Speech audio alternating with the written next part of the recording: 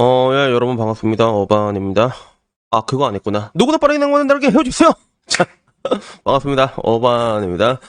오늘 이야기 주제는요, 전화 말고 문자로 면접을 보고 싶어 하는 이대녀라는 주제로 이야기를 하려고 하는데, 원래 제목은요, MZ 세대로 나왔습니다. 전화 말고 문자하면 안 되나요? 그래서 MZ 세대 공포에 떨게 하는 벨소리라는 제로 나왔는데, 근데 이거는 MZ로 묶는 것보다는 이데니어라고 얘기하는 게 조금 더 정확할 것 같아가지고 이야기를 하려고 합니다.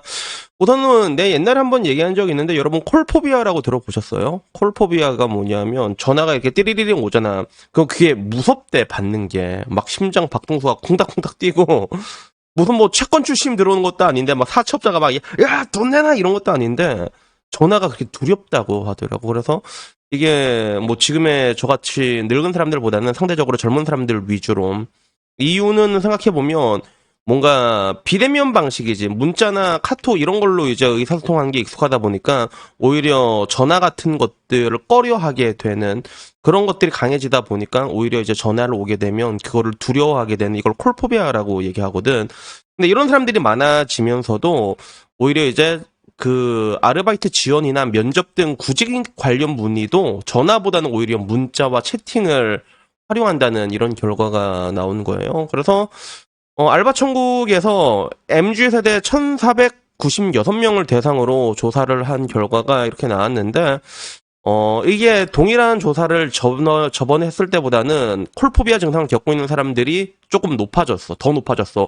35.6%로 지난해 똑같은 조사보다는 5.7%가 늘어났고, 역시나 젊은 사람들은 가장 선호하는 소통 방식이 문자, 메시지 앱 이런 것들을 선호하고, 응답 비율은 61%에서 오히려 또 70%로 더 올라가게 된 거고, 그리고 성별로 봤을 때 남자는 20.9%가 콜포비아 증상을 겪고 있는데 여자는 2.5배, 45.7%로 이렇게 높게 나왔거든. 그리고 역시나 여성들이 가장 선호하는 방식은 텍스트 위주의 소통 방식을 75.9%로 더 높게 이렇게 집계가 됐는데, 그래서 이런 것들이 결국에는 자리 잡게 되면서 하나의 이게 트렌드라고 해야 되나? 트렌드라고 하기에는 그렇고, 그냥 사람들이 다 기피하게 되는 거지. 이게 목소리를 듣는다는 것들 자체를 좀 기피하게 되다 보니까 점점 전화하는 것들을 기피하게 되고, 그리고 이 MZ 세대들에게 전화통화가, 야, 전화통화가 막 뭐가 그리 어려운데 너 빠가살이야 이렇게 얘기하면, 생각을 정리할 틈이 없이 바로바로 얘기를 해야 되잖아요. 이게 제일 어렵다고 하더라고. 60%가 나왔고, 그리고 생각한 바를 제대로 말하지 못하는 것이 걱정이 된다라는 거. 그리고 그 외로는 오히려 문자는 메시지가 더 익숙해서라는 뭐 이런 이유들이 있었는데, 근데 이게 보통 이제 주로 호소하는 증상은 그럼 어떤 식으로 발현되느냐라고 했을 때, 전화를 받기 전에 그 긴장감이랑 불안 증상이 굉장히 높아진다고 하더라고. 그래갖고 그냥 전화가 오면 받지를 않는데 심지어, 그리고 이게 정말로 심하면 심장 박동수가 빨라지고 식은땀까지 난다고 하는데, 결국에는 이런 부분들 때문에 알바나 면접을 구할 때도 문자를 선호하는 사람들이, 이런 MZ 세대들이 많아지고 있다, 이게 뉴스로 나왔는데 이게 되게 재밌더라고. 그래서 이걸 보는 사람들의 반응은 어떻냐라고 하니까 제일 처음 배대시 뭐였냐면, 야, 저건 MG가 아니라 장애 아니냐. 이게 좋아요 550개, 싫어요 42개가 나왔고, 그리고 도대체 그놈의 MG의 한계는 어디냐, 아이폰으로 무장한 건 도대체 어디다 써먹냐, 이게 두 번째였고, 세 번째는 그거야. 일이나 좀 제대로 하고 잠수를 타라고. 남한테 피해는 주지 말아야지. 나도 너희들이랑 통화하기 싫다라고 얘기했는데, 나 이거 보니까 얼마 전에 그 백가 이야기가 나더라고. 뻑가 아니다. 뻑가 아니야. 뻑가 뉴스, 뻑가 말고 백가, 코요테에 있던 애인데 얘 뉴스가 나온 적이 있거든. 그래서 직원들이 수영한다고 다 쨌대. 단체로 수영한다고 쨌대. 그래서 요게 발음이 안 돼. 도시탈출 컬투쇼에 나와가지고 백가가 이제 사업을 하고 있는데 MZ 세대들이 되게 많다는 거야. 근데 카페에서 갑자기 직원 3명이 쌩을 까더니 가게 문을 닫았어. 3명이 빠지면 안 돌아가잖아. 근데 늦은 밤이 딱 끝날 때쯤 바닷가에서 사장님 바닷가 놀러 갔다 왔어요. 이렇게 얘기해. 그래서 야, 너희들 가게에서 일해야 되는데 왜 바다가냐 그러니까, 아, 몰라요. 그냥 수영하고 싶어서 이렇게 얘기를 했다고 하더라고. 그래서 MG가 그거 약자라고 하더라고. MZ가 멋대로 좆대로 약자라는 것처럼. 그래서 그런 이야기가 나오면서 또 직원이 그만두면서 돈을 줘야 하는데 얼마 줘야 하냐 물으니까 아 귀찮아요 그냥 노동청에 말할게요 이런 것들이 얘기가 나왔고 이 얘기가 좀 생각나는데 근데 되게 놀라운 게 백가가 제주도에 사는 그 카페가 5,000평 규모의 카페를 운영하고 있다는 거. 그래서 야 5,000평이면 어마어마하잖아. 그런데 한번 찾아봤거든. 이거 절대로 광고 아니다.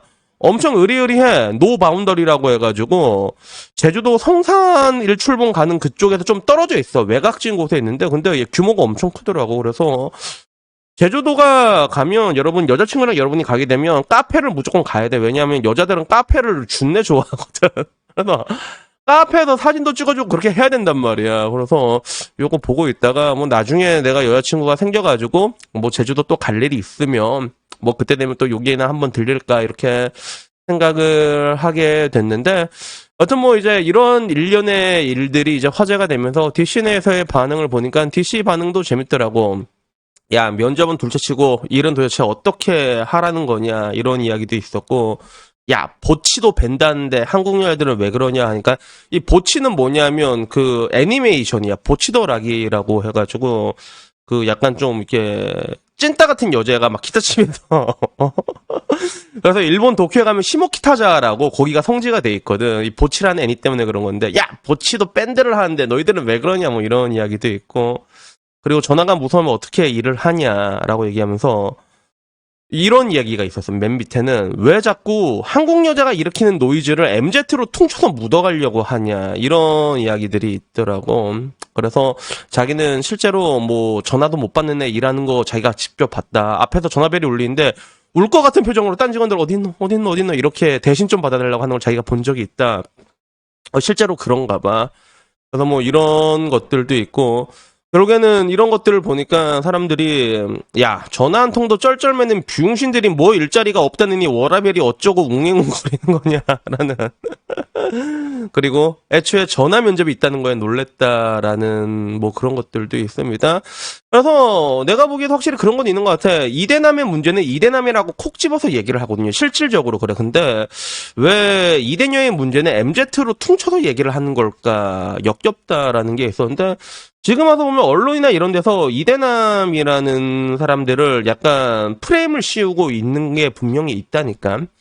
옛날에 막 이제 그 일베처럼 사회 악으로 이렇게 몰아가려는 게 있어. 그래서 그런 것들을 보게 되면 사실 뭐 글쎄다 이런 거 보게 되면 뭐 옛날에 했던 방식 그대로 뭔가 새로운 그런 프레임 싸움이라고 하지 그런 것들로 이제 이대남을 이제 왜 적으로 몰아가고 있는지 나는 뭐 다들 알고 있잖아. 이유는 알고 있는데 근데 한편으로는 내가 보면서도 그 이대남의 문제와 이대녀의 문제가 있을 때 이대남의 문제는 이대남이라고 콕 집어서 얘기를 한다면 그 반대의 경우는 확실히 이렇게 묶어가지고 뭉뚱그려가지고 퉁치는 그런 부분들이 있더라고. 그래서 결국에는 요즘 이게 정신병자들이 많긴 많은 것 같다라는 이야기로 뭐 이런 세상에서는 충분히 그런 일들이 가능하다라는 이야기로 요약이 됐는데 뭐 이런 것들을 보면서도 좀 많은 생각을 하게 되더라고. 그래서 뭔가 요구하는 것들은 되게 많아지고 있잖아. 기업이나 이런 것들 요구하는 것들 되게 많아지고 있고 그리고